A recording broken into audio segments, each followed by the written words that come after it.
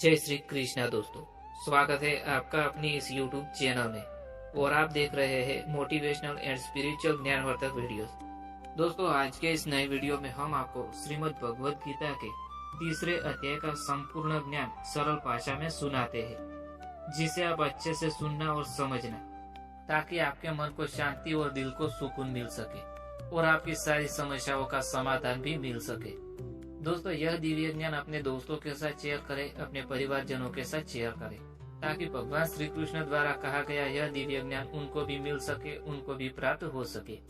और आपको हमारा यह वीडियो पसंद आता हो तो हमारा आग्रह है कि वीडियो को लाइक करें, शेयर करें और चैनल को सब्सक्राइब करना ना भूलें, ताकि ऐसे ही ज्ञानवर्धक वीडियोस आपको मिलते रहे।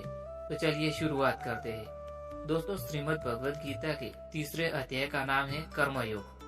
इसमें श्री कृष्ण अर्जुन को निष्काम कर्म की महिमा समझाते हैं और यह भी बताते हैं कि मनुष्य को बिना फल की चिंता किए अपने कर्तव्य का पालन करना चाहिए। इस अध्याय में 43 श्लोक है, जिसमें श्री कृष्ण कर्मयोग के सिद्धांत को विस्तार से समझाते हैं। इस अध्याय में अर्जुन भगवान श्री कृष्ण से प्रश्न करते हैं। अर्जुन संशय में है। वे श्री कृष्ण से पूछते हैं कि यदि ज्ञान अर्थात सांख्य योग श्रेष्ठ है तो वे उन्हें कर्म अर्थात कर्म करने के लिए क्यों कह रहे हैं। वे स्पष्ट रूप से समझना चाहते हैं कि उन्हें क्या करना चाहिए, ज्ञान के मार्ग पर चलना या कर्म करना।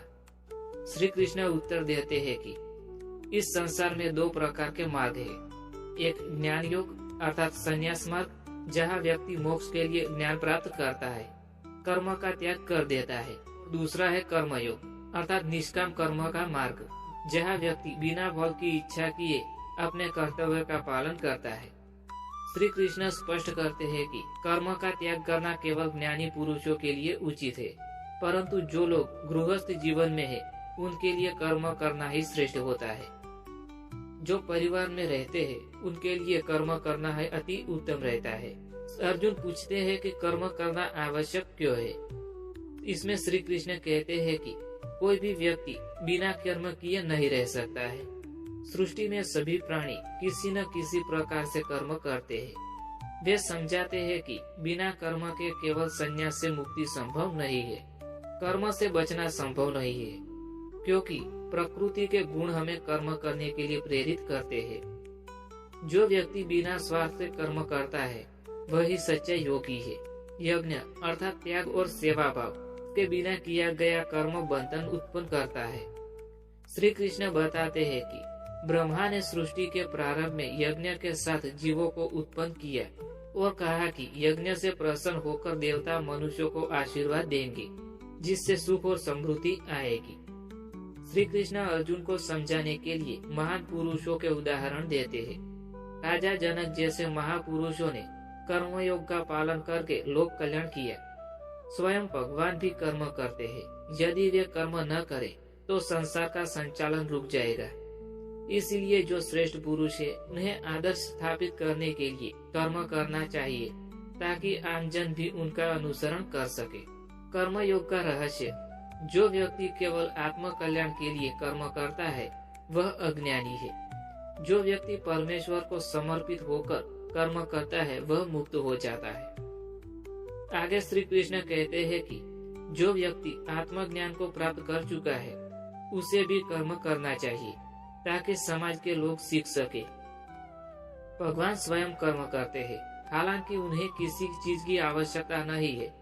यदि वे कर्म न करें तो सारी दुनिया दिशाहीन हो जाएगी। जो ज्ञानी पुरुष होते हैं वे बिना किसी स्वार्थ के कर्म करते हैं और यही संसार के लिए आदर्श होता है।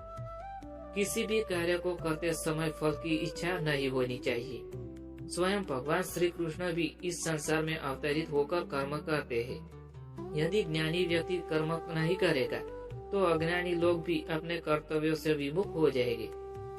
कर्म योग का अभ्यास कैसे करें? श्री कृष्ण कहते हैं कि ज्ञानी व्यक्ति को अज्ञानी व्यक्ति की तरह कार्य करना चाहिए, ताकि समाज में भेद उत्पन्न न हो। जो व्यक्ति आत्मा से जुड़ा है वह समस्त कर्म भगवान को अर्पण करता है। ऐसे व्यक्ति कर्म करते हुए भी बंधन में नहीं आते हैं। भगवान से प्रेम और भक्ति के साथ कर्म करने वाला व्यक्ति धीरे धीरे मोक्ष को प्राप्त हो जाता है। कर्म करने की विधि क्या है? प्रत्येक कार्य को ईश्वर को समर्पित करें। स्वार्थ और आसक्ति से मुक्त होकर कार्य करें। निंदा और प्रशंसा की चिंता किए बिना अपने कर्तव्य का पालन करें।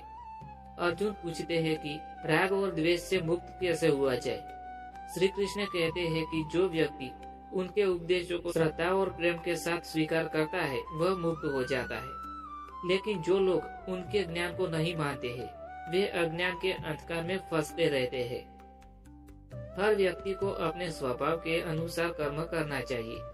किसी और के धर्म अर्थात कर्तव्य को अपनाने की अपेक्षा इससे अच्छा है कि अपने स्वधर्म में ही रहा जाए। मनुष्य के भीतर की प्रवृत्तियां कैसी होती है?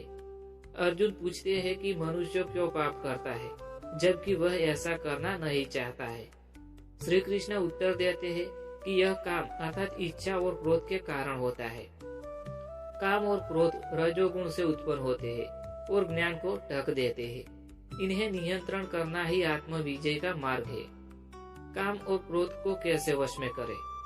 इस पर श्री कृष्ण कहते हैं इंद्रियों को नियंत्रित करें, मन को स्थिर करें और आत्मज्ञान प्राप्त करें। परमात्मा के साथ एकता का अनुभव करें। दोस्तों, इस अध्याय से हमें सीख मिलती है कि कर्म से बचा नहीं जा सकता, इसीलिए निष्काम भाव से कर्म करना चाहिए। यज्ञ भाव से कर्म ही मोक्ष का मार्ग है। भगवान स्वयं भी कर्म करते हैं, इसलिए हम सभी को अपने कर्तव्यों का पालन करना चाहिए। राग और द्वेष से मुक्त होकर कर्म करना चाहिए। काम और क्रोध को नियंत्रण में रख के आत्मा का साक्षात्कार करना चाहिए। श्री कृष्ण अर्जुन को स्पष्ट रूप से बताते हैं कि वे युद्ध से पीछे नहीं हट सकता। उनका धर्म अर्थात कर्तव्य युद्ध करना है और उन्होंने बिना फल की इच्छा के कर्म करना चाहिए। यह अध्याय हमें सिखाता है कि बिना किसी स्वार्थ के कर्म ही मोक्ष का सच्चा मार्ग है। दोस्तों, इसी के साथ यह ज्ञानवर्धक वीडियो यहाँ समाप्त होता है। मैं उम्मीद करता हूँ कि आपको पसंद आया होगा। अगर पसंद आया हो तो वीडियो को लाइक करें, शेयर करें और चैनल को सब्सक्राइब करना ना भूलें। Thanks for watching videos. Thank you.